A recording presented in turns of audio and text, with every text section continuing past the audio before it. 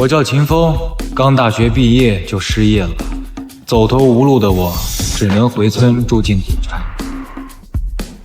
我和青梅竹马的苏雅两情相悦，本来打算趁这次回来结婚。我不同意，秦风那个孤儿穷光蛋，你嫁给他，我和你妈不是白养你了？我已经给你介绍了门亲事，虽然年纪有点大，是个老光棍，但人家给的彩礼多，整整18万呢。秦风想娶你也行，可别只拿出20万。20万彩礼，我上哪儿赚这么多钱去？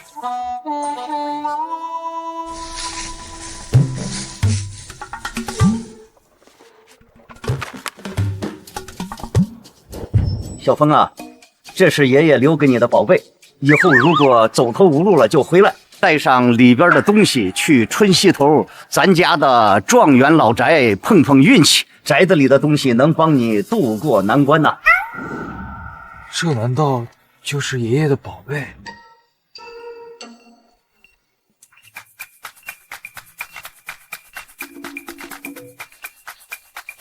贵金属含量8%，信号强度15%，深度0.3米。贵金属含量8%，信号强度15，深度0.3米。难道这玩意儿真能探测地底下的东西？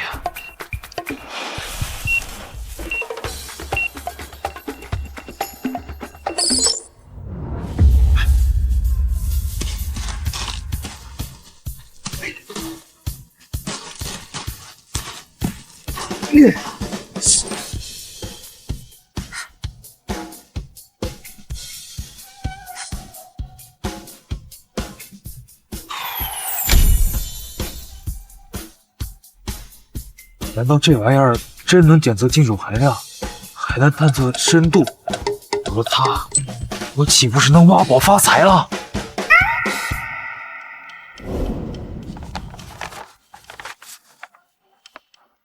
爷爷说让我走投无路去状元老宅，难道一定是老宅里藏着宝贝？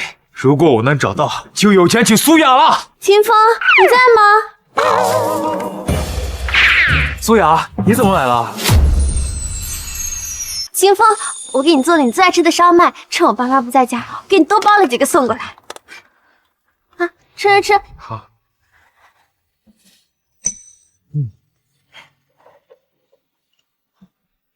秦风，你什么时候能凑够20万彩礼？下周那个老光棍就要带着18万彩礼来我家上门提亲了。秦风，我害怕，我不想嫁给他，我只想嫁给你。苏雅，你别哭，给我2天时间，我一定凑够20万去把你娶回来。秦风，我不是图钱，你也知道，是我爸妈他们只认钱，我就是怕，我怕我们。苏雅，你别伤心，我说到做到。这2天你先稳住你爸妈，剩下的全交给我。好，我信你。别哭了，等我好消息。我等你。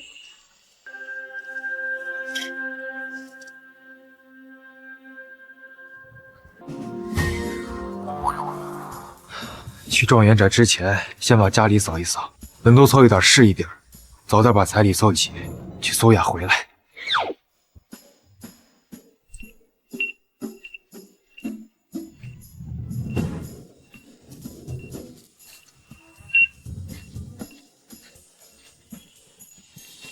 贵金属含量85%，信号强度90%，深度0.4米。贵金属含量85%，一定是好东西。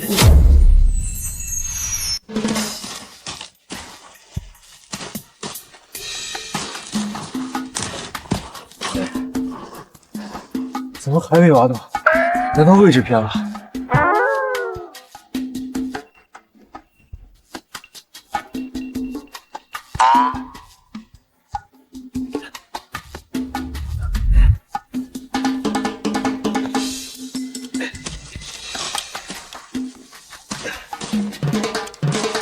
哎，是个箱子，一定是好东西。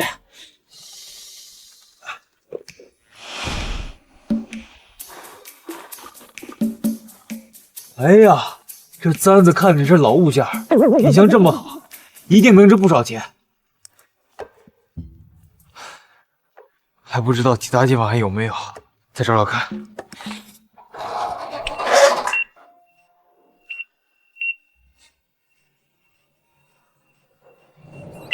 贵金属含量90%，信号强度85%，深度0.8米。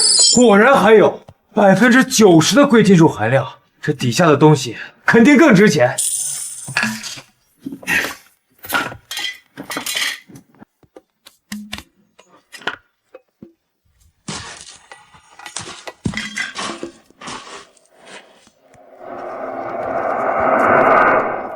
金瓶子，这含金量这么高，肯定能卖不少钱，难怪这探测仪反应这么强烈。再去其他地方看看。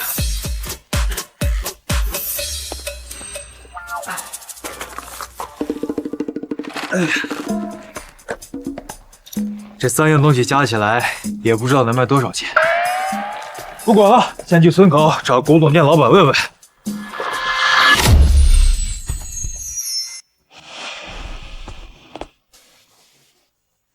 老板，你这儿收不收老物件啊？收，不过老物件也分个3、6、9等，破铜烂铁我可不要啊！我这里啊是从老宅子里挖出来的旧铜钱，我看这是老物件，您看看品相，给个实在价。哎呦，我当什么宝贝呢？这铜钱遍地都是，一个村一年能挖出好几十斤呢。我收回来呀，都嫌占地方。哎呀，就你这成色，我就按个铜料收吧，10块钱1斤，多1分没有啊。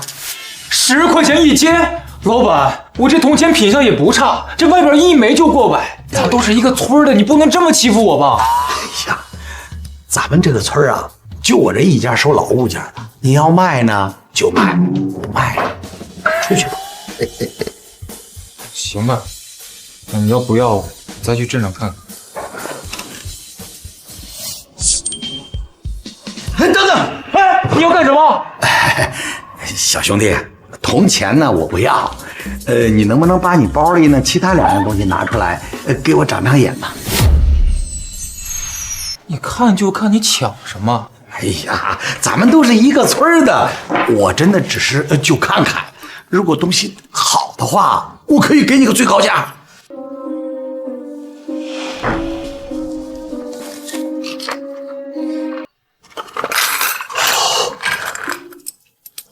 好东西啊，真是好东西。这是宫廷手艺，像是娘娘贵妃们的东西。哎呦，只可惜不是纯金的。如果是纯金的，至少值个20、30万。这3个，我给你5万吧。才5万？你没骗我吧？小兄弟，随便问，我给你的这个价格，那是最高的了。也还行，这银的确实没金的值钱。那这个呢？快放下，快放下！这东西用手拿就糟蹋了。哎呀，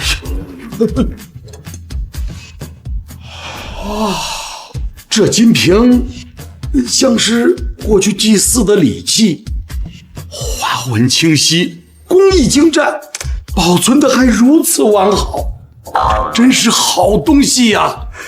哎呀，小兄弟，这东西我也不问你从哪儿弄来的了，你看我给你出个价格，能不能卖给我呀？行，那你说个价吧。嘿嘿，这铜钱呢算是天头，这3根银簪子呢，我给你出5万，这金瓶我给你15万，加起来一共20万。20万？哎呀，小兄弟啊，20万不少了，我收回来之后也就中间赚点小差价。你要是去别的地方，他们还没有我出的高，而且呀，他们不一定给你现场结算呢。20万，苏雅的彩礼钱够了，就按你说的办，钱必须现在就给，1分不能少。没问题啊，我做生意讲的就是诚信。哎，东西放这儿，我去给你取钱去。兄弟，待会儿咱们一手钱一手货。好，嘿嘿嘿。没想到这金皮儿这么值钱，那等我再去状元古宅逛逛，那我离发家岂不是近在咫尺了？哎呀，小兄弟，钱来了，20万，1分都不少。钱没问题，东西是你的了。哎，小兄弟，我看你是爽快人，以后再挖点啥好东西了，记得一定来找我，我给你出最高价。行，咱们以后常来往。哎，好嘞，慢走啊。苏雅，我来了。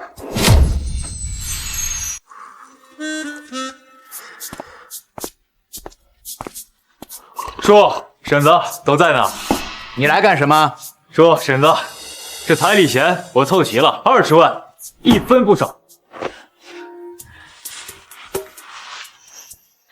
他爸，好多钱呢！你这刚回村没几天，天天在村里转悠，哪来这么多钱？你管他哪儿来的，是给咱们的就行了。你急什么？所以你今天必须给我们立个字据，这钱是你自愿给我们的，以后要是有什么事，跟我们可没关系。叔，你放心，这钱来路正。你说是就是啊。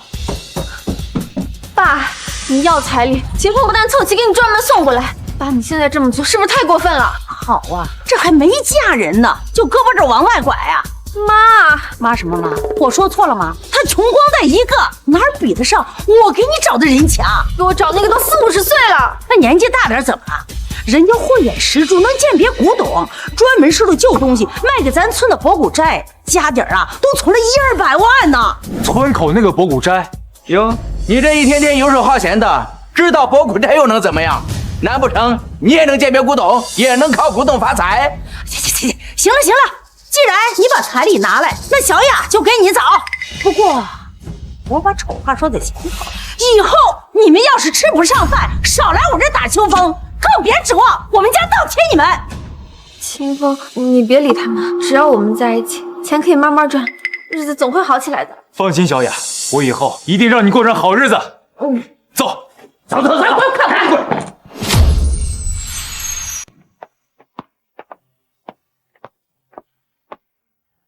受委屈了，小雅，让你跟我住这种房子。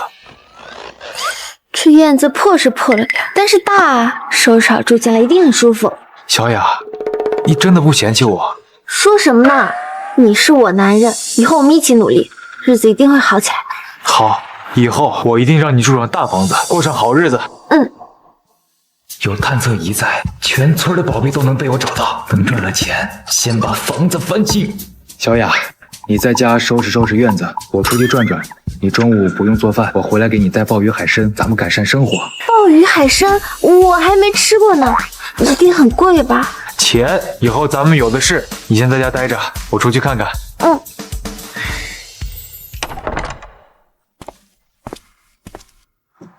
状元老宅，我记得离家没多远。爷爷说这老宅里藏着东西，都20、30年了，还能找到吗？试试。哎呀，这都多少年没人来过了。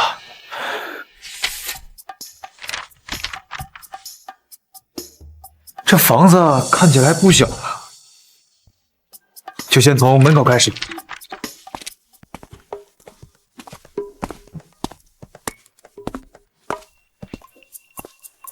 贵金属含量88%，信号强度95%，深度0.2米。金属含度88%，比之前的银簪子还亮。爷爷没骗我，果然有好东西。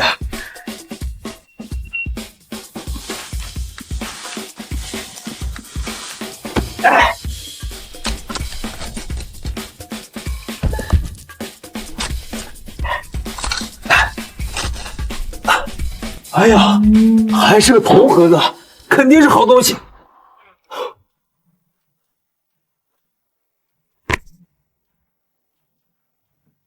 哇，这做工，这成色，肯定能卖不少钱。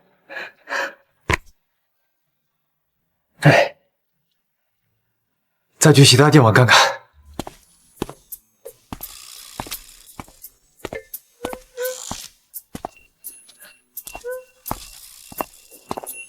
属含量99%，信号强度98%，深度0.3米。99%的金属含量，是金子？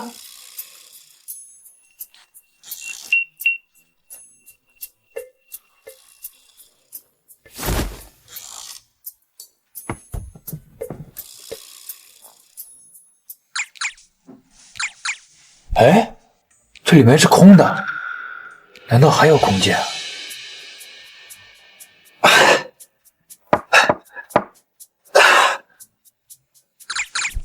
找到了！哎呀，这么沉！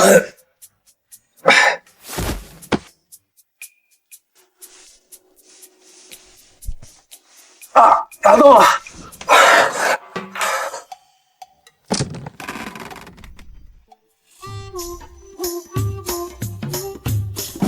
是关注的金锭，这一锭恐怕就不止10万了，5锭。连修房子的钱都够了，以后的日子全都有了。这宅子里应该没有其他宝贝了，回家吃饭，抱老婆。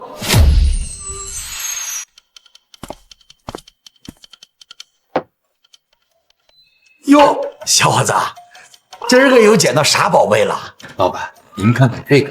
还是用盒子装着，嘿，有点意思哈。哎呦，小伙子，东西是老东西，关注的没错，但是什么？你看这成色，看着黄亮，其实含量未必有明文上写的那么足啊。另外，这种官锭市面上流出的不少，不算太稀奇了。最主要的是，你这来路干净啊！这种官锭可不是寻常百姓家该有的东西。来路你大可放心，这是我祖宅里挖出来的宝贝。祖宅里找的？哎，你就说说你收不收，能出什么价？哎呀，这东西呢是好东西，不过我也担着风险啊。看着你诚心卖，这样吧，1锭3万，5锭给你15万，现钱结清，怎么样啊？15万，老板，你这砍价砍的也太狠了，这可是足金的官锭，按现在的金价，一定都不止这个数。你要是没诚意，那我就去镇上的金店问问，他们肯定给公道的价格。哎，小伙子，别急嘛，买卖不成仁义在，价格好商量。你想要多少？你说，1锭8万，5锭一共40万，少1分，我立刻去镇上。40万，小伙子，你挺敢要啊！这个价格你到城里他也卖不上啊。单卖金价是不是？但这是古董，关注金锭的溢价你比我懂。40万，公道价。30万，一口价。我这也担着风险呢，我还得找渠道出手，你总得让我赚点辛苦钱。40万，你有你的渠道，我有我的底线。你要是不收，我找别人。既然老板没诚意，那就算了。哎，40万就40万，现金还是转账？转账。来吧，过去了。好，钱货两清。秦风，你回来了。饿了吧？张叔，李哥。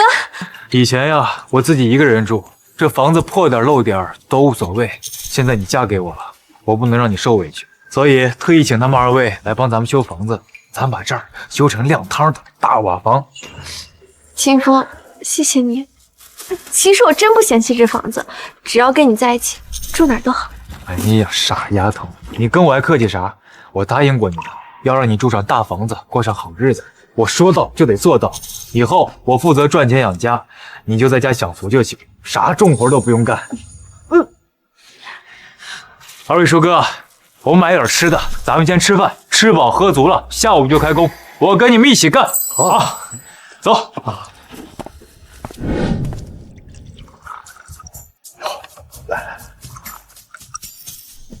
来吧，大家快吃饭吧。我的天哪！我长这么大还是第一次吃鲍鱼啊！小芳，你这也太破费了。小雅，你算是找对人了。小峰这孩子啊，没想到这么有本事，又这么会疼人，你以后啊肯定能过上好日子。是啊，我也觉得自己挺幸福的。小雅，你是不是有什么心事儿？没什么，就是我妹妹她明天想来咱们家借住几天。你妹妹？你要是觉得不方便，我就不让她来了。这有什么不方便的？你妹妹就是我妹妹，她能来，我高兴还来不及呢。多给人多份热闹。就是咱这房子破了点儿，我怕你妹妹受委屈。不会的，我妹妹她不是娇气的人，不会嫌弃的。行，那咱们就开干，早点把房子修好，你和你妹妹能住得舒服点儿。好，干活去。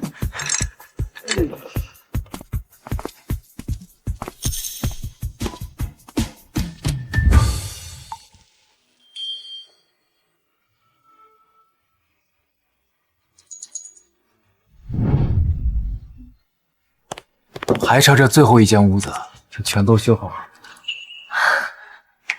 秦风，你过来一下。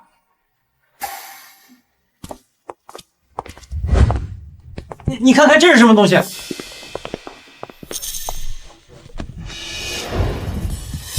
奇怪，屋里怎么会有青石板？这是老青石板，看这雕花工艺得有200-300年了。哎，秦风，这不会是你家老一辈留下特意放宝贝的吧？很有可能，要不拿探测仪试试？我听村里人说过，咱们村以前挺有钱的，家家户户房子里都埋着东西呢。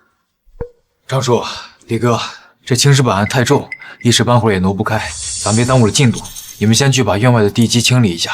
好，那我们先去院子里忙活。好，我去帮忙。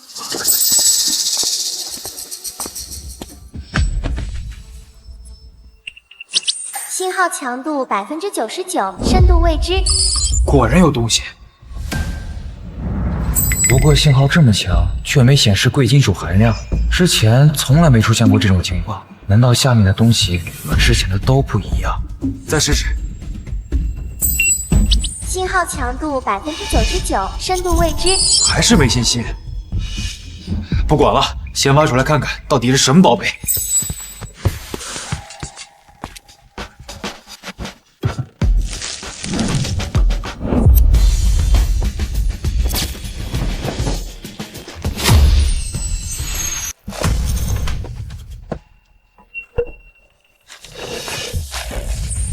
贵金属含量95%，信号强度98%，深度0.2米。95%的贵金属含量。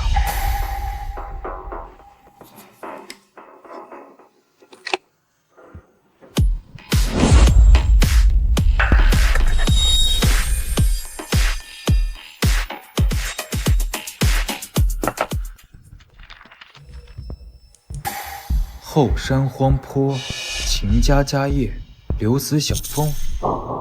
后山荒坡，那片荒山全是沙石。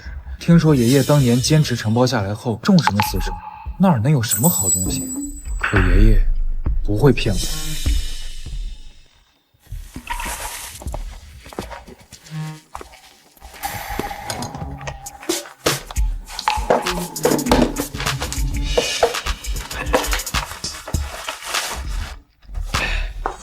清风，你收拾收拾，张叔他们等着干活呢。啊，行，我先收拾一下，你先出去。好。之前爷爷留了老宅的平面图，就挖出了不少的宝贝。这后山，不管爷爷留了什么，得找个机会去看看。姐，你在家吗？苏晓，你来了。姐。怎么哭了？姐，爸妈说要把我卖给城里的老板，说我是学生，比你金贵，能卖更高的价，还说上学没用，迟早要家人还彩礼的。什么？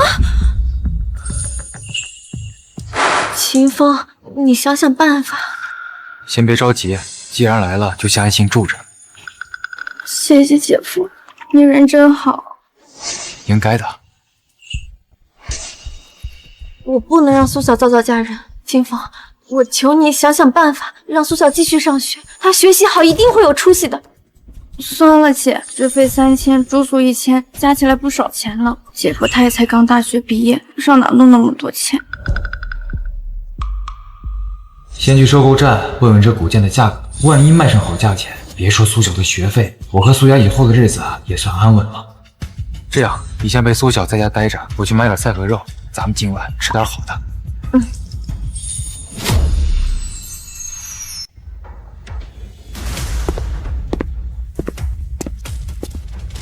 哟，这不是秦风吗？啊，怎么着？村里混不下去了，也学着别人来倒腾破烂的。还有，我告诉你，苏雅啊，迟早是我的，你就死了那份心吧。别以为碰运气挖出来什么东西就指望翻身呢。哎，你是不是觉得世界上聪明的人就你一个呀？不是你，哎，你这会儿你谁呀？谁呀？吵吵嚷嚷的。哎呀！小伙子，又是你呀！今天来带什么好宝贝了？老板眼光准，嘿嘿嘿，有件宝贝啊，需要您给长长眼。哎，老板，我们先来的啊！哎，先看看我这东西，这呀可是我刚从老房子那挖出来的。依我看，这是一清朝的物件。哎，对，我们先来的。没事，我不急，您先给他们看。哎，好。哎，秦风，看见没有？什么叫做古董啊？就你破包里的破玩意儿，趁早别拿出来丢人现眼了。是吗？半场开香槟，别高兴得太早。我看过了。哎，老板，我这清朝的瓷碗值多少钱？10万！哎呀！1块钱。什么？1块钱？怎么才值1块钱啊？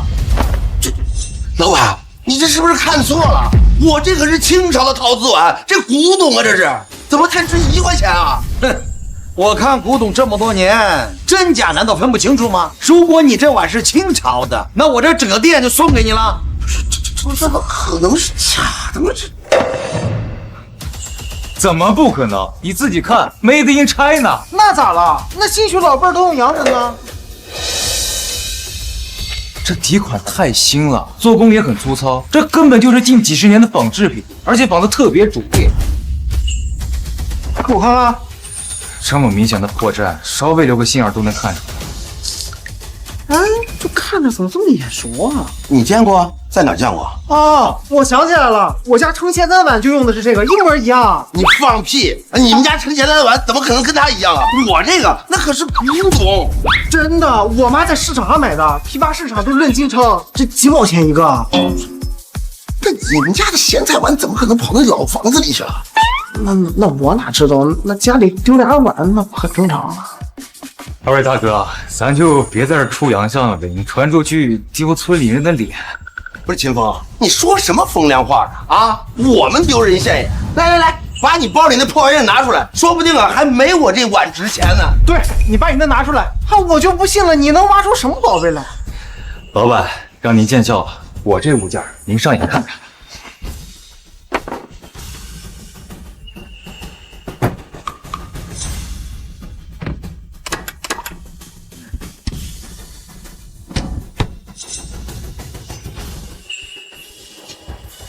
青铜古剑，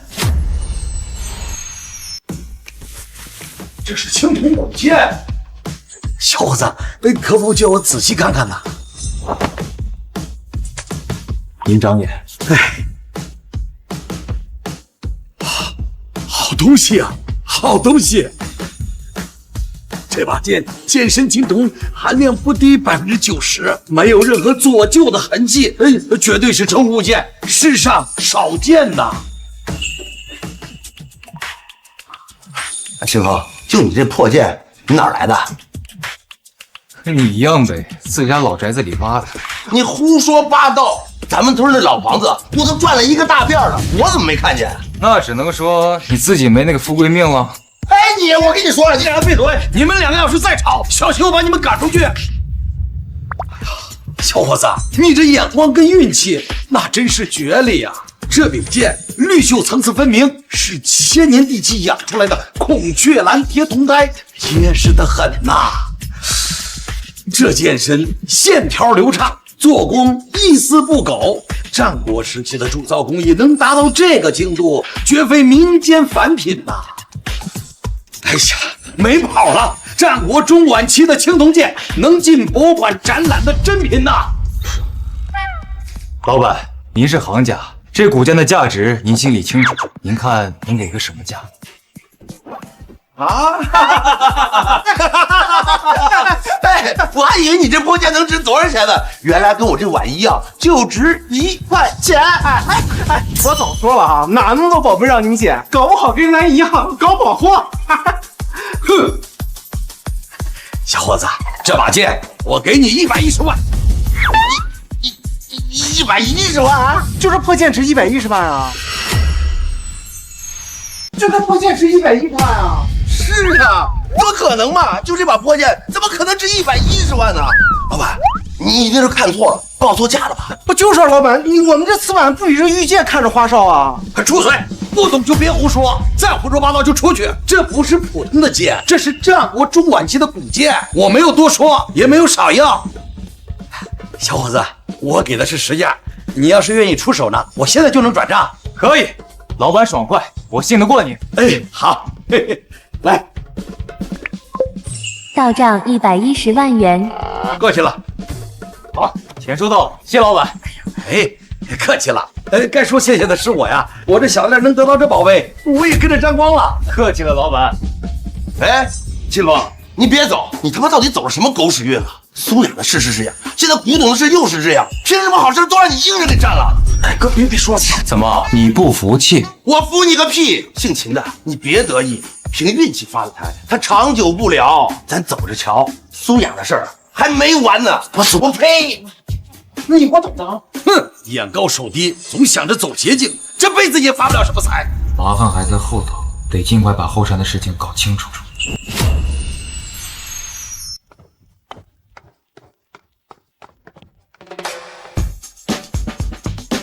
爷爷纸条上说这荒坡是秦家家业，可自打承包下来，这就一直荒着，没有什么好东西。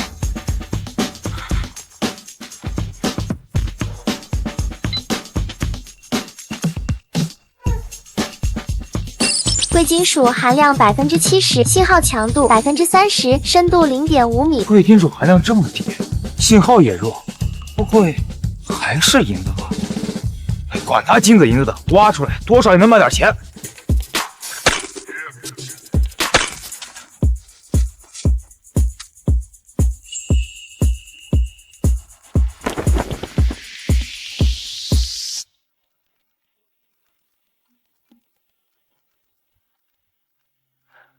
金子，竟然是金子！哎，不过爷爷费这么大劲，不可能只是让我为了找这点碎金子，底下肯定还有。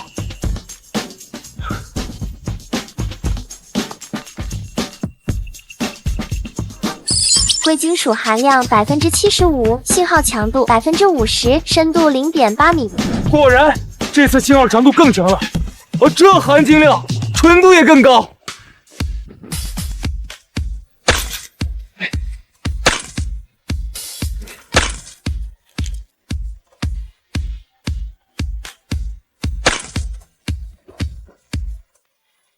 哦，这么大一块金子，这可比那些碎金值钱多了。爷爷果然没骗我。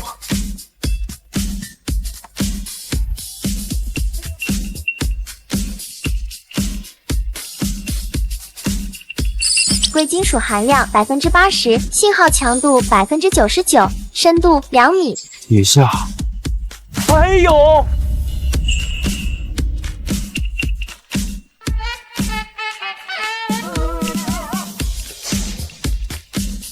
这不是零星的金子，这是一座金矿啊！一座金矿啊！要是靠我自己一铲子一铲的挖到猴年马月去，要是开采起来，不光我自己能有稳定的收入，还能带着全村人一起赚钱，这不比我自己瞎折腾强？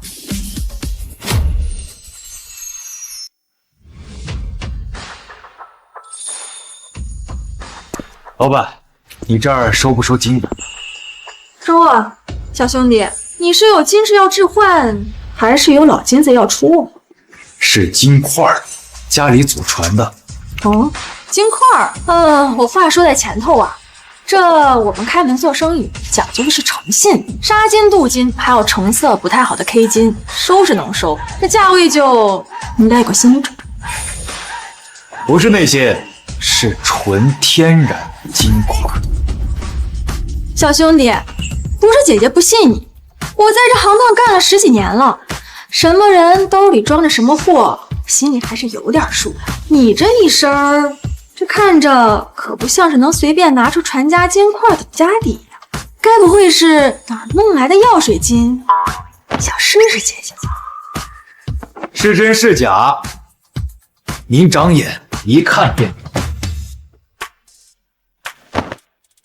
这色泽，这纯度，看着不像是假的，还真是天然金块啊！小伙子，你这传家宝有点东西，哪来这么好的料子？都是家里祖上传的，具体我也不太清楚，急用钱只好变现了。成，姐姐相信你一回。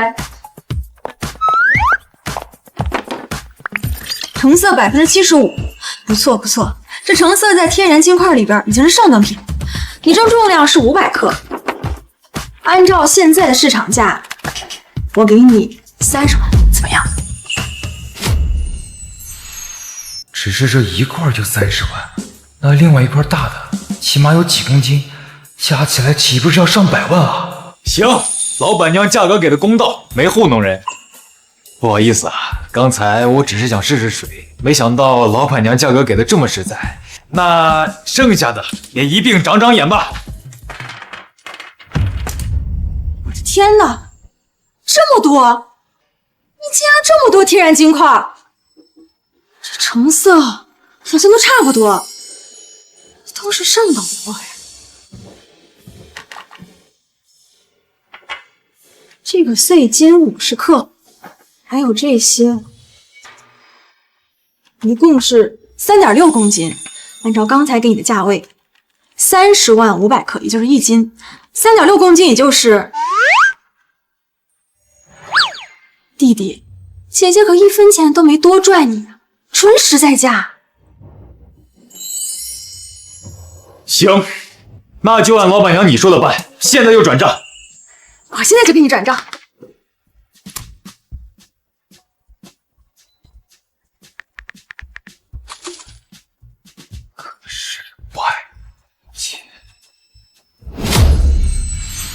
216万，这么几块金块竟然卖了这么多钱！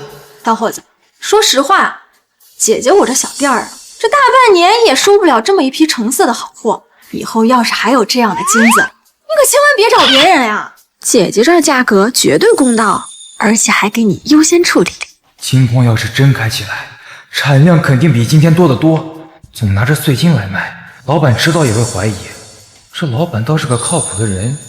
不如直接长期合作，先稳住渠道，以后再慢慢说。老板，不瞒你说，我这边呢也不是一锤子买卖，只要您给的价格实在，我们可以长期合作。长期合作？弟弟，你没跟我开玩笑吧？就今天这些都够姐姐消化一阵子了，你还有啊？有，只要价格公道，比这成色好的也有，货管够。小兄弟，你可真是有点吓着姐姐了。不过这寻常人家哪有这么多传家宝呀？除非你是开矿。哼，老板是个明白人，家里确实有稳定的来路，比一般人想象的要多一点。小兄弟，你说话还挺有意思的。你要真有这么大的来路，就不会来我姐姐这小庙了。不过呀，这生意归生意，路子归路子，只要你以后还能拿出这样的硬货，就算你今天是逗我开心，光这一单呀，姐姐也承你的情啊。行，那咱就这么说定了。这样，你存我个手机号，以后我来呀，提前给你打电话，省得你没准备好钱。存好了，清风弟弟，你可别忘了，下次有货一定要找姐姐我呀。一定。那我先走了。好，慢走啊，常联系。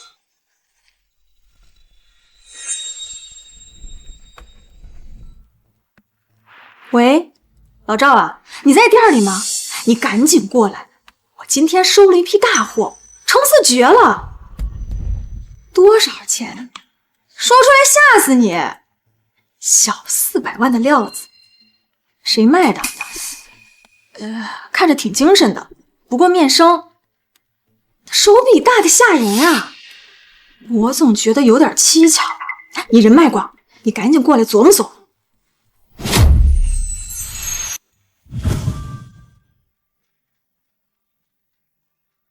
多吃点，看你最近都瘦了。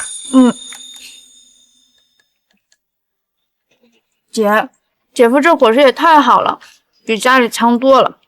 爸妈从来舍不得买肉，说是为了留着钱给我攒嫁妆。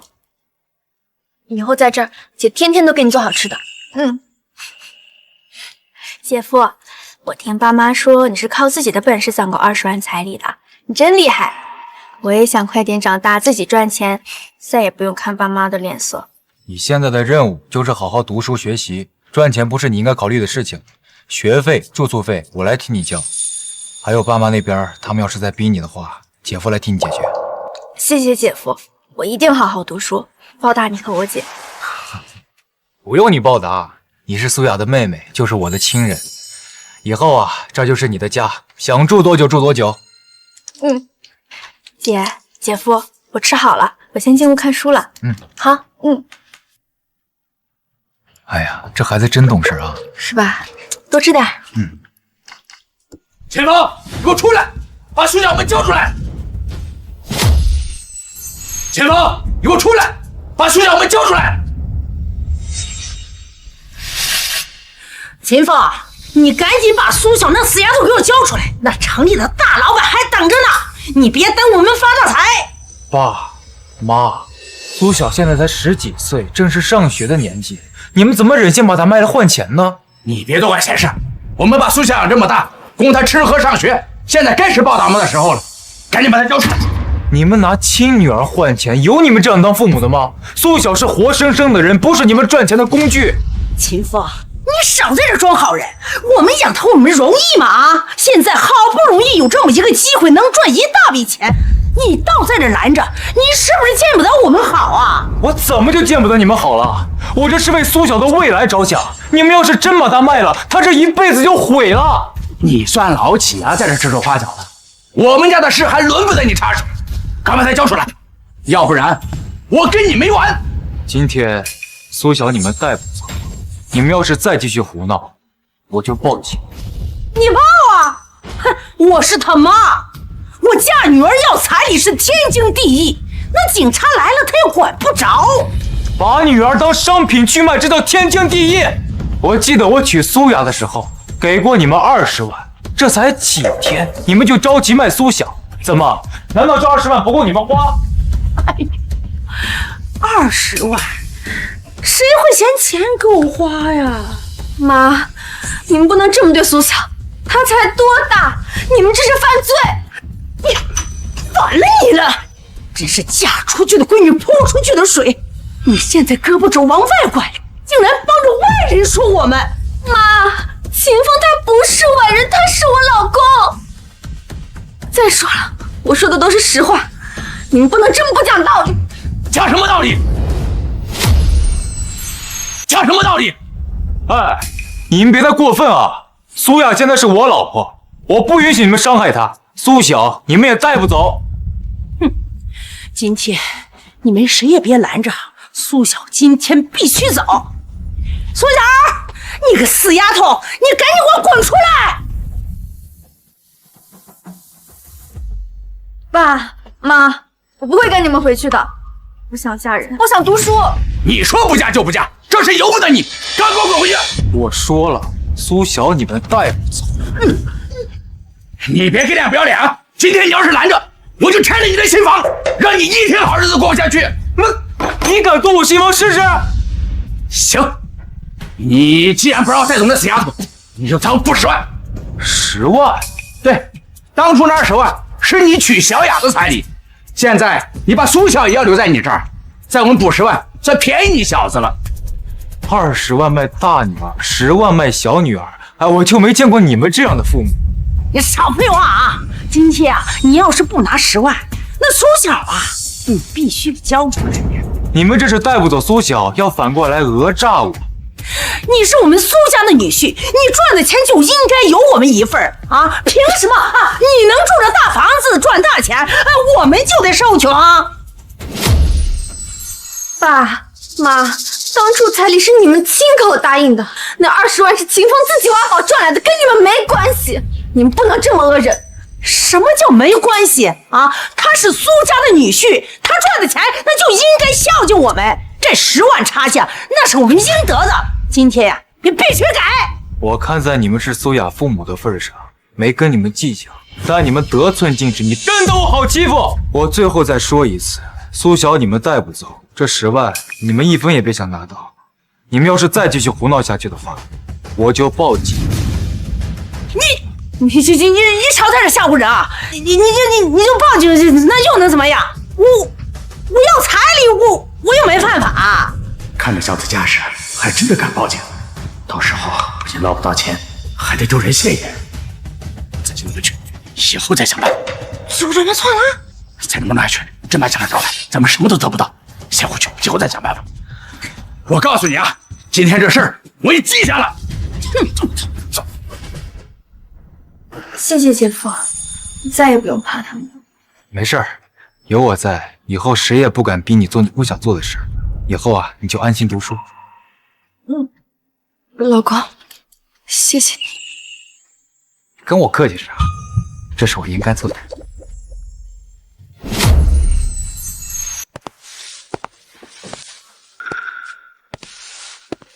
请问这里是秦风秦老弟的家吗？是，请问你是？哎，我姓赵，在镇上开了家古董店。我媳妇儿啊是开珠宝行的，你见过？原来是珠宝店老板娘的丈夫，动作真快。金块的事儿这么快就传过去了，这是夫妻联手想摸我的底细。老弟，你可是真人不露相啊！我家那口子都跟我说了，你出手那批金块，成色分量都是顶尖的。我在这行10几年，经手的好东西不少，但像老弟这样的可是头一回。赵老板，你想多了，就是家里的一点存货，卖了急用钱。哎呀，老弟，老哥，我这次来诚意很足，只要你答应啊，以后你所有的货，不管金的、玉的还是古董，我全包了，价格绝对比市面高2成，咱们长期合作，一起发财。原来赵老板是想包圆啊！对不起，我没有兴趣。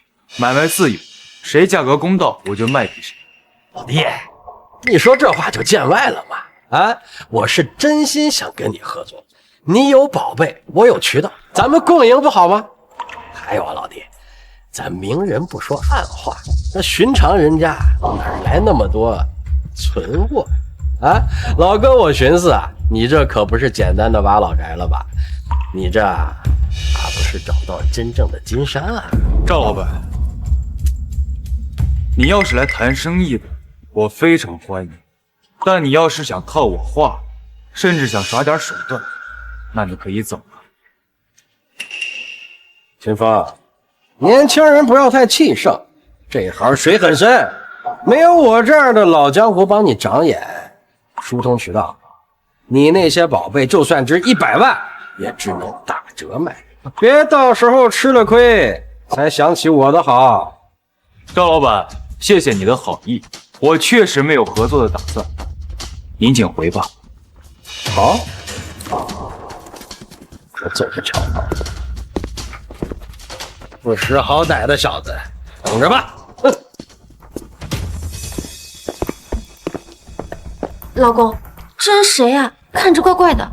镇上开古董店的，听说我之前卖了个老物件，想谈合作，我没答应。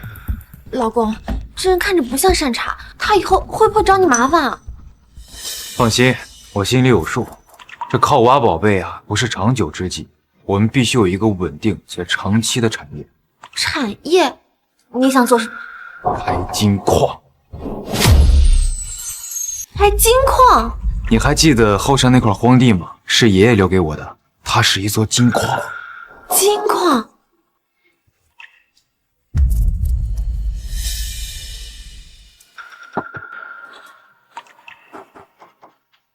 还真是金子啊！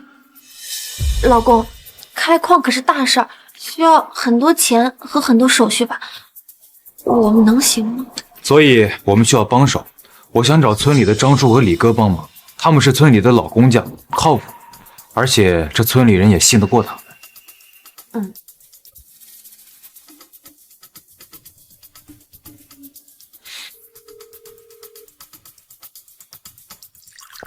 老爸，你说有急事找我们，这咋了？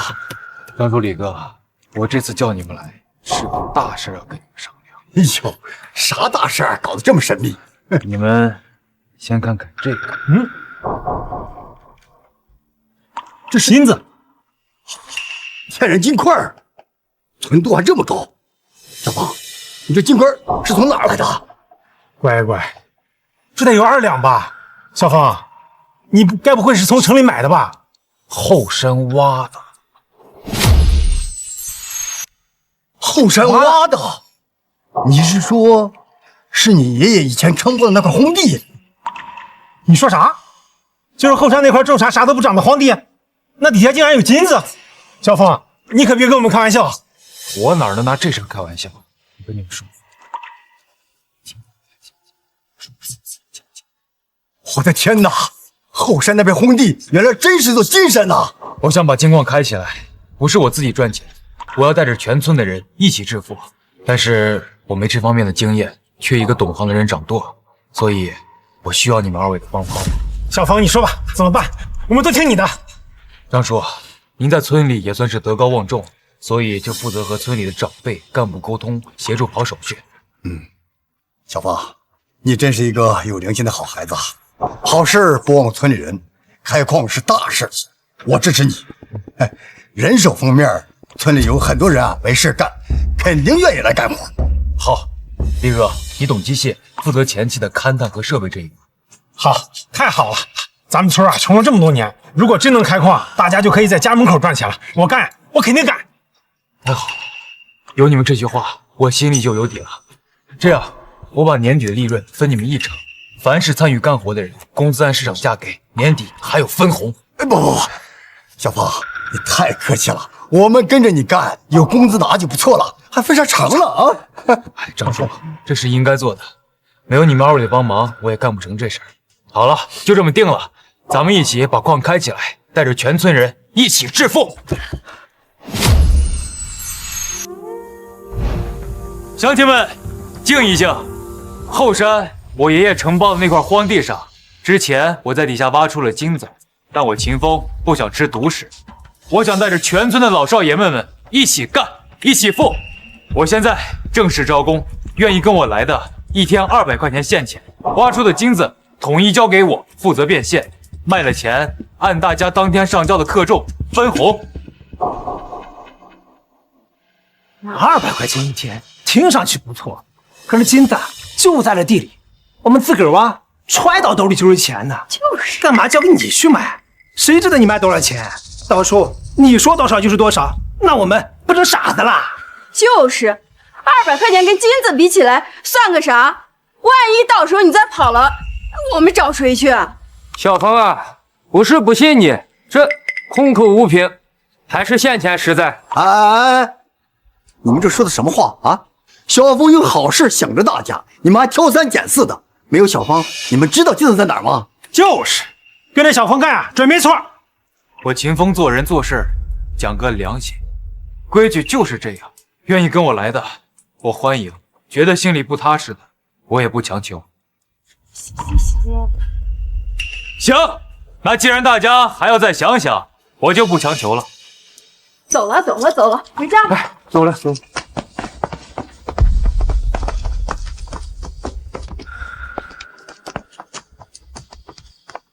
张叔、李哥，咱们几个先干起来。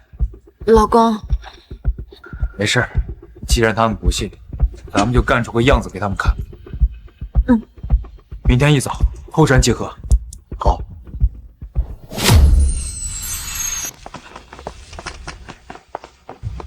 就是这儿了。哎，小芳，你这是啥东西啊？怎么看起来像电视机里扫地雷似的？哎呦，这物件儿挺精巧啊！那干啥用的这？这玩意儿叫金属探测仪，是爷爷留给我的宝贝。哦，它能探测到这地底下埋了啥好东西。嗯。哦，还会叫唤呢。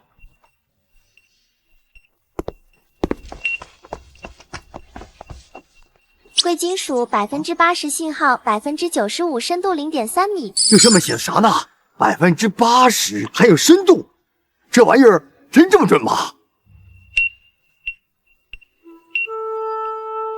关注李高，就是这儿，往下望，这么准呐！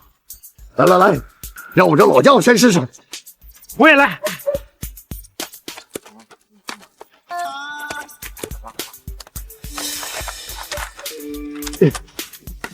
有东西，硬的！等等，李哥，别动了，小心碰坏了。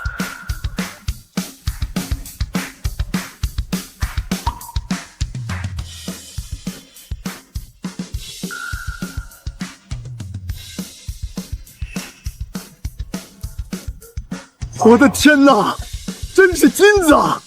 还这么纯！俺的娘啊！俺长这么大还没见过这么大金疙瘩！来。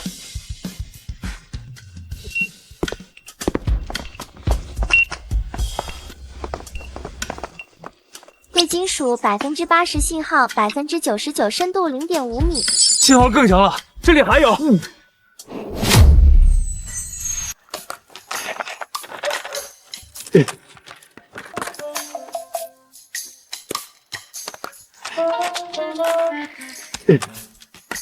你有东西出来吧，来。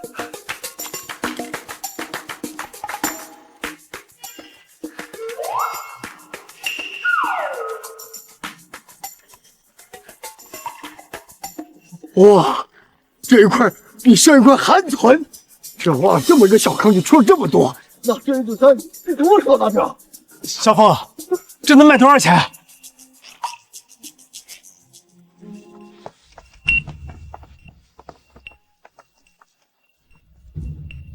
贵金属80%信号98%，深度0.5米。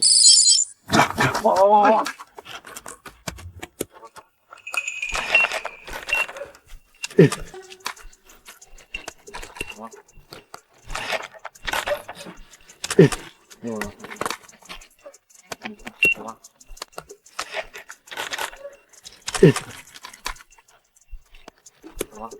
怎么出来了？哎呦，杨叔，李哥，今天咱们第一次开工，收获也不小。我看你们也累了，早点回去休息吧。这金子我拿到镇上去变现。好，好，听你的，走。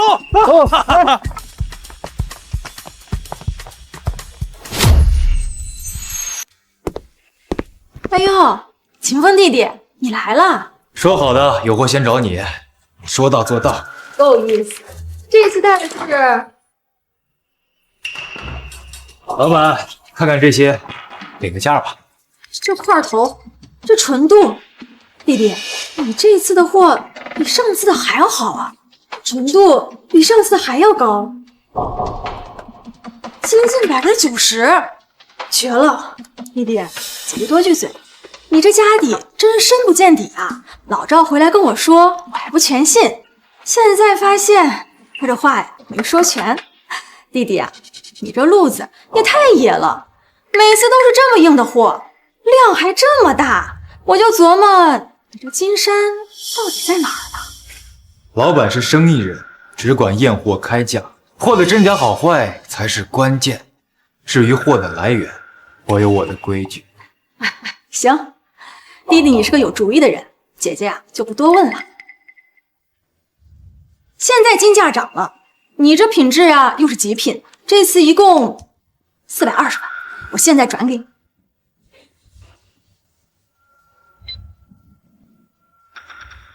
好，钱没问题，谢了。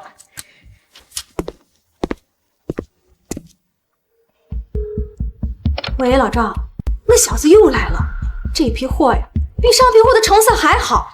我没多问，但这事太邪乎了。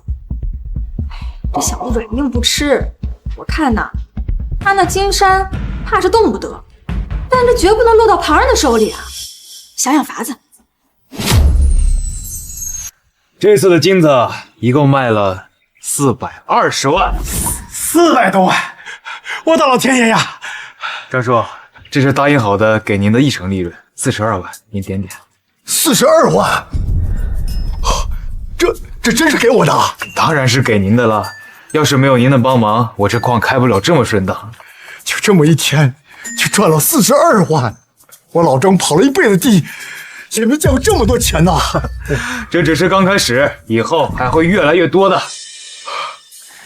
一天就42万，这真是托了你的福，托了祖宗的福啊！李哥，这是你的，一样42万。发财了，40多万，真他妈的发财了呀！别激动太早了，这以后挣的会是现在的10倍、100倍。这以后矿场的事情啊，还得劳烦你和张叔多操心了。小鹏，啥也不说了，以后我这把老骨头就卖给你了。小峰，我以后就跟你干了，你让我往东，我绝不往西。明天一早，后山集合。你们先回去休息吧。张叔，那个材料准备怎么样？没问题。好，那设备看单这块呢？都没问题了。哎，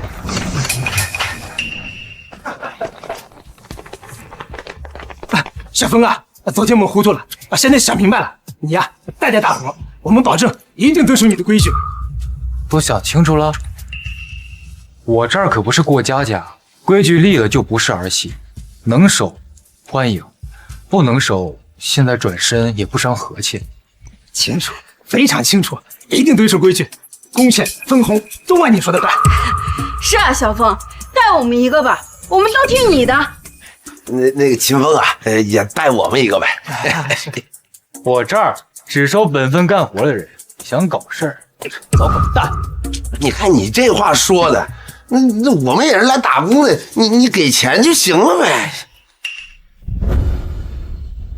各位想跟我干可以。规矩我昨天已经说过了，谁要是觉得自己挖了金能揣进兜里，现在可以走。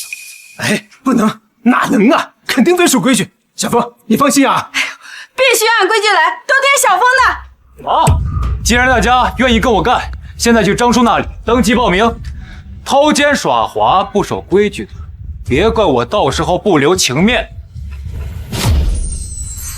哎，张叔，来，还有我，哎，别急，排队，一个个来啊！小峰啊，好样的！咱们这穷山沟啊，多少年都没有这么有生气了。哥跟着你干啊，心里踏实。哎，老公，大家都能来是好事儿，可是我这心里不踏实。这么多人，心思难免不一样，带他们上山，这万一要是有人……你放心吧，我呢有自己的打算。这些人大多都是老实本分的人，以前是穷怕了，现在看到有好处，自然想跟着来。至于那些心思不正的，我到时候自有办法应对。那你们上山小心点，我在家里给你们准备吃的，到时候大家吃饱了好干活。好的，小峰，哎，都等你好了。好。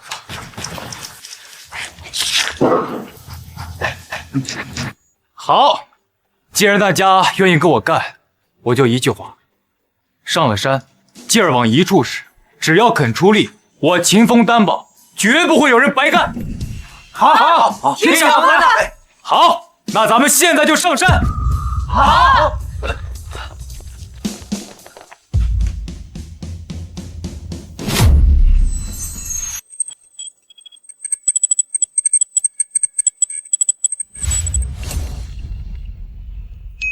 各位，既然上了山，其他的我不多说，就一点，守规矩。我保证让大家都赚钱。谁要是坏了规矩，就别怪我不客气。好，开工。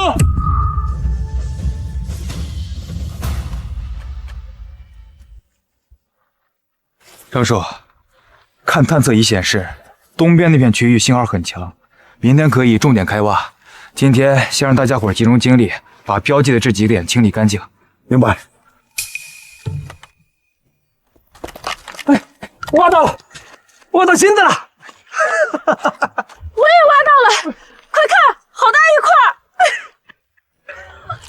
块！妈的，这么邪门啊！凭什么他们都能挖到大的，老子累死累活就挖这么点渣子？这好事都让他们给占了。我折腾半天就挖这么点玩意儿，这玩意儿够干啥的呀？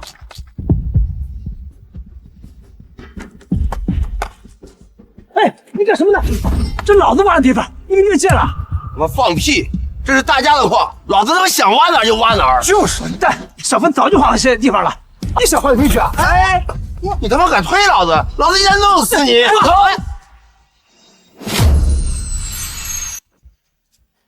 我刚刚才说过，想跟着我赚钱就要守规矩。你们倒好，这才多会儿，自己人就先打起来了，这像什么样？你越界挖矿还想动手打人，你拿我的话当耳旁风呢？秦风，你怕不是针对我吧？给我分的这都是什么破地方啊，连根毛都没有。他们一来，凭什么就能挖到好的？这公平吗？公平？金子埋在地底下，挖金子本来就不可能一上来就出货，你自己手气背怪谁？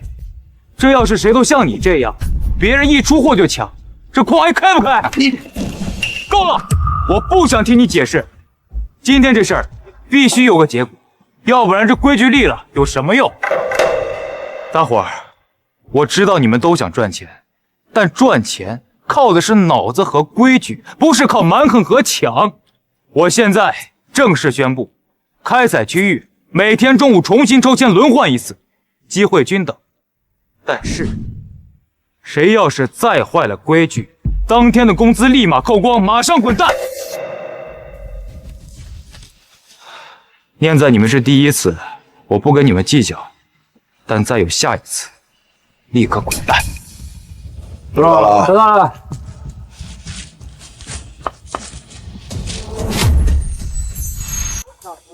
大家谢谢，喝碗姜汤，暖暖身子再干。哎呀，小雅真贴心的，小峰你觉得好媳妇呀？可不是嘛，小雅跟了小峰，那可真是享福了。老公，累了吧？先喝点。哎呀，天气这么冷，还辛苦你特意送过来。这有什么辛苦的？你们才辛苦呢。哥，你看苏雅现在跟的情况，吃强好吗？干活，看什么看？秦风，你小子别得意太早。老弟，恭喜恭喜啊！你这开山挖金矿的，怎么也不通知老哥我一声？老公，这个赵老板怎么又来了？没事儿，光天化日的，他不敢干什么。赵老板消息是真灵通啊！我这呀，就是带着乡亲们混口饭吃，小打小闹，哪儿比得上赵老板的古董生意啊？老弟，你这话就太谦虚了，你这可是动土开山的大生意啊！我今天来啊，真心想跟你谈笔合作啊，共赢的大好事儿。什么合作啊？老弟，你找宝贝的眼力，那我是真的佩服。但开矿这潭水可是深得很呐！啊，设备、安全、销路，还有那些镇上县里的审批手续，麻烦得很。我呢，在镇上混了10几年啊，珠宝行审批办没有我搞不平的关系。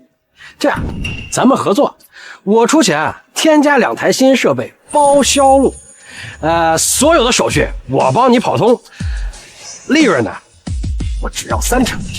你出矿脉和人力，哎，剩下所有的麻烦事我全包了，怎么样？这笔账怎么算你都稳赚不赔。30%，赵老板，你这要价也太高了吧？你和明强有什么区别？赵老板，您这算盘打的是真精啊！我出经脉、出人力，承担所有的安全风险，你动动嘴皮子、跑关系，就要空手套走我30%的干股。这世上有这么便宜的好事吗？秦风，你年轻，别不识抬举啊！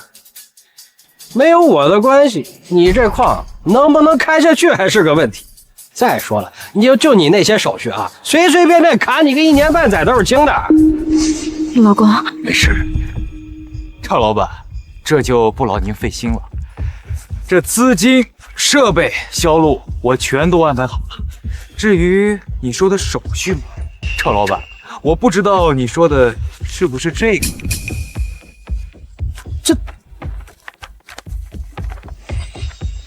这怎么可能？你什么时候？赵老板，既然我老公决定开矿，肯定会做好一切准备工作。你也看到了，合法合规，一应俱全。好，秦风，算你狠。咱们走着瞧。老公，这个赵老板这次丢了这么大的脸，肯定不会善罢甘休的。没事，不管他干什么，我都有办法应对。小芳，还好之前你交代我把手续都办齐全了，这下可把赵老板的脸打肿了。打脸容易，防心难。以后让大家干活都留点神。知道了。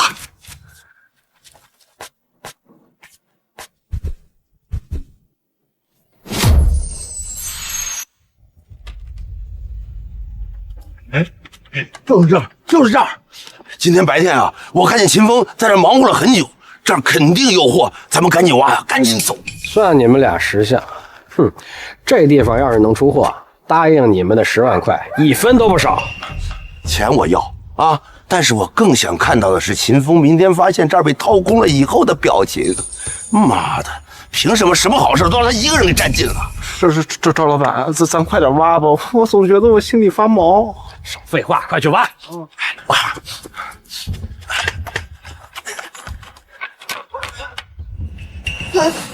真有，真挖到了！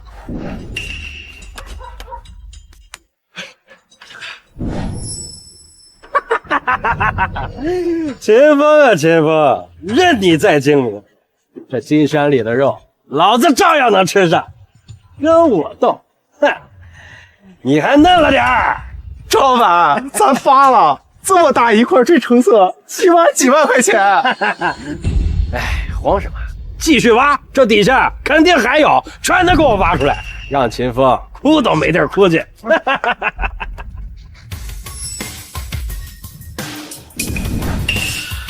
赵老板，这大半夜的还来我矿上义务劳动，真是辛苦你了。秦风，你少血口喷人！这荒坡本来就是公家的，谁挖到就是谁的。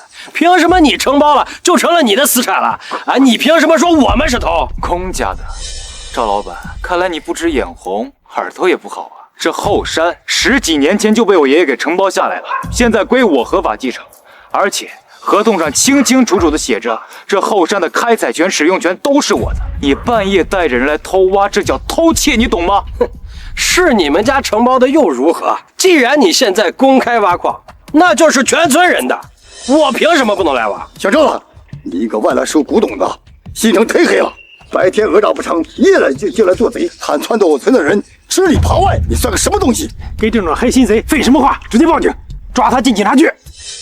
秦风，麻烦你看看清楚，是你们自己人心里不服，找我诉苦，说他们累死累活就挣那点死工钱，大头都让你占，想着来挖点应得的。哼，我是被他们蒙骗，我是来帮忙的。看来你是真把我白天的话当耳旁风了。不错，是我带他们来了挖金子的，可是凭什么我们就不能挖？凭什么所有的好事都让你一个人给占尽了？原本苏雅就是我的女人，这金山原本也应该是我的，你只不过就是走了狗屎运，凭什么坐在我们所有人头上作威作福？还有你们，这山里的金矿原本就属于全村人，现在被他秦风一个人给独占了，你们心里就不难受吗？你到现在还不明白，你输给我从来就不是因为钱，也不是因为运气。苏雅从来就没有应该是你的，以前不是，现在不是，以后你更是痴心妄想。事到如今，你居然还敢癞蛤蟆想吃天鹅肉，肖想我媳妇儿，你配吗？赵老板，买卖不成仁义在，你偏偏选择了一条最下作的路，那我只好送你一程了。把手机给我！秦风，你敢阴我？你敢报警，我跟你没完！我镇上有人，你让我不好过，你也别想安上。峰哥，我错了，赵老板逼我们，说挖到金子我们对半分，我一时糊涂啊，峰哥。你还有什么话说？成王败寇，我认栽。你们两个没骨头的废物，是你们自己贪心，是你们说秦风不公，我给你们钱，你们俩现在反过来咬我。是你骗我们，是你骗我们说秦风一个人想独吞这金矿，说这金矿属于大家，我才一时听了你的鬼话。呸！我骗你们，你们自己心里那点龌龊心思，当我不知道吗？啊！我不找你们，你们早晚也得自己过来投啊！还有你们，难道你们就没有私心吗？都给我闭嘴！你们也不是3岁小孩了，怎么就是非不分呢？别人给点钱就能把良心卖了？我这里不欢迎吃里扒外的家伙。赵老板，你教唆偷窃，证据确凿，我已经录好音了，你抵赖不掉的。秦风，你竟然敢录音，你把录音给我删了！秦风，我跟你没完！李哥，把赵老板送到警局。是。走，带走！秦风，你给我等着！老师，至于你们，我看在你们家里人的份上，这次我不送你们进去。但是，以后别再踏入我矿场一步，再让我在矿场看见你们，再敢生一点事端，到时候别怪我新仇旧账一起算。滚！小芳处理得好，对这种人呐，仁至义尽了。张叔，经过这么一闹，咱们以后更得加点小心了。放心吧，交给我。没想到赵老板人模人样的，竟然教唆强子和老光棍偷挖。幸亏小凤早有准备呢。那来小子也是活该，放着好好的钱不赚，非要走歪道。是啊，小凤也是心善，还完非把他俩送警局不可。就是。秦风，你现在发大财了，这眼里就没我们这爸妈了是吧？妈，你们来这儿干什么？哎，这里没你说话的份。哎，你有话说话，别动手啊！秦风，那咱们就打开天窗说亮话。你开金矿，带着全村的人赚钱，偏偏把我们老两口撇在一边，你们安的是什么心？今天要么给100万现金，要么你这矿上的收益我们拿一半，少1分都不行。100万加1半收益，你们疯了吗？这怎么可能？凭什么？凭什么？就凭我是你老子，他秦风娶了你，就是我们苏家的女婿半个儿。他挣的每1分钱，挖的每一块金子，都有我们苏家一半。这金矿的好处，没理由让外人占了，我们却占不到，简直不可理喻。当初你们拿了20万彩礼，就是和我两清了，说以后我的事儿和你们没关系。现在看秦风好了，又跑来胡搅蛮缠，反了你了！竟敢犟嘴，我看你就是100万加金矿1半收益。哎，你们还真是有脸说出口。当初可是你们拍着胸脯保证，以后我和苏雅跟你们再也没有关系。那既然没有关系了，我凭什么分给你？那能一样吗？当初谁知道你能开金矿？现在你赚了钱，这是该孝敬我们的，天经地义。老天爷呀，我这是遭了什么孽呀？我辛苦养大的闺女，她嫁了人就不管爸妈死活了，现在连一口饭都不给吃啊！真是要逼死我们这帮老骨头啊！哎呀，老少爷们儿，大家都来评评理，都来看看这不孝女和这个黑心女婿呀！妈，你还要闹到什么时候？当初要不是秦风，你早就把我和苏小卖了换钱。你们心里除了钱，什么时候有过我们姐妹俩？现在又跑来要这要那，你们还有没有良心啊？我打死你个吃里扒外的死丫头，竟敢这么跟我们说话！你动他一下试试。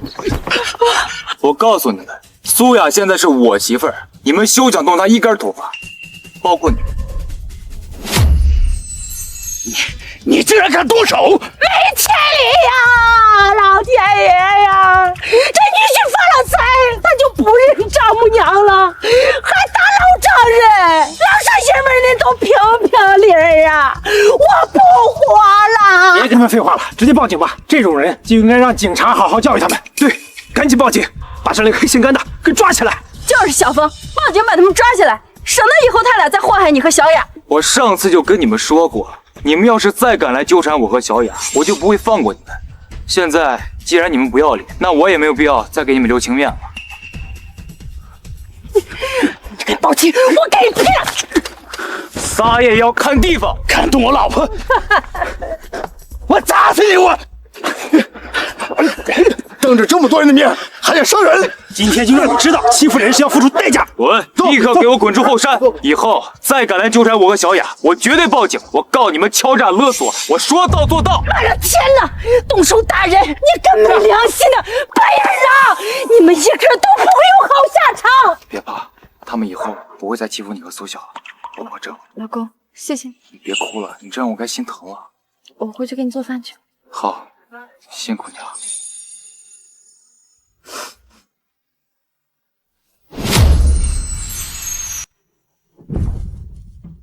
张叔，把大家集合起来，把前2天的钱给大家算一下。好，来，都过来，都过来，算钱了。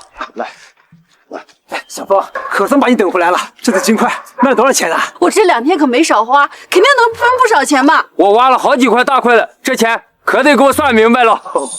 大家放心，按之前说好的规矩分，1分都不会少你们的。我们这里有你们每天的记录，放心吧。我叫到名字的，你们上来领钱。秦牧2天挖金48克，一共15万2。我2天赚了15万2。没错，点点看，来，15万2。哎呀，15万2，发财了！我做梦也没有想到，我2天能挣到15万呐！小峰，太谢谢你了。贝贝36克，一共11万3。哎呀，小波52克，一共16万8。来，11万3。贝贝，好，16万8。来，够盖新房娶媳妇了，跟着小峰干太值了。多亏了小峰带我们挖金矿，不然哪能挣那么多钱啊？钱呀，都点清楚，有问题咱们当场说。这才只是刚开始，咱们现在的工具不行，等咱们进了新设备，金子产量高了，你们会挣得更多。好，一定要好好干。好。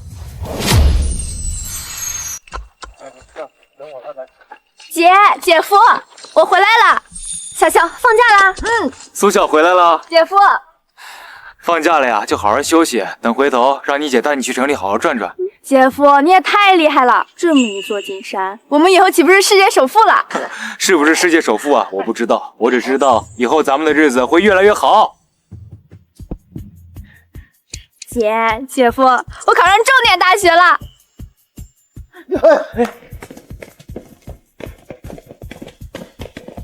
哎呀，好，我妹妹考上大学了，这是大喜事儿啊！哎呀，小小真出息，都考上重点大学了，以后就是文化人了。这都是多亏了小峰跟小雅，要是当初让他爸妈卖了，哪有今天？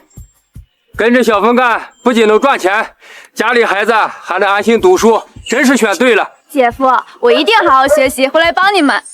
好，各位，今天我们家出大学生了，我请各位喝酒庆祝。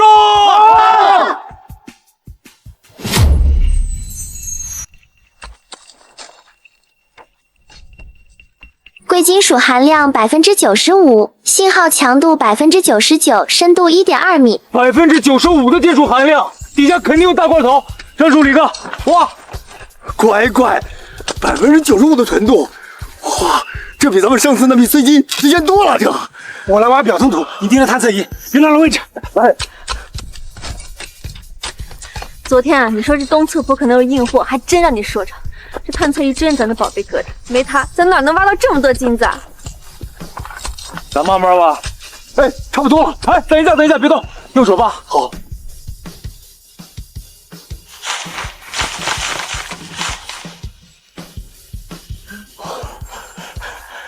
周大娘，这么大一块金子，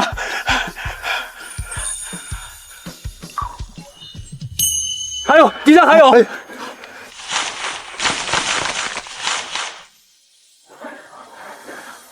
哇，这这2块要是卖了，我们村每个人能多分不少呢。好了，咱们今天就先挖到这儿了。我得赶紧把这2块金块送珠宝行。老板上次说高纯度金块今天价好，所以啊，咱们明天接着挖。明天咱们探西边坡，我估摸着那儿的信号也差不了。好，走，我们明天早点来，把坑边的土筛一下，看看还有没有遗漏的碎金啊。行，咱有人探测一散，害怕挖不到金子。这后山这么大，以后有的是宝贝等人咱挖。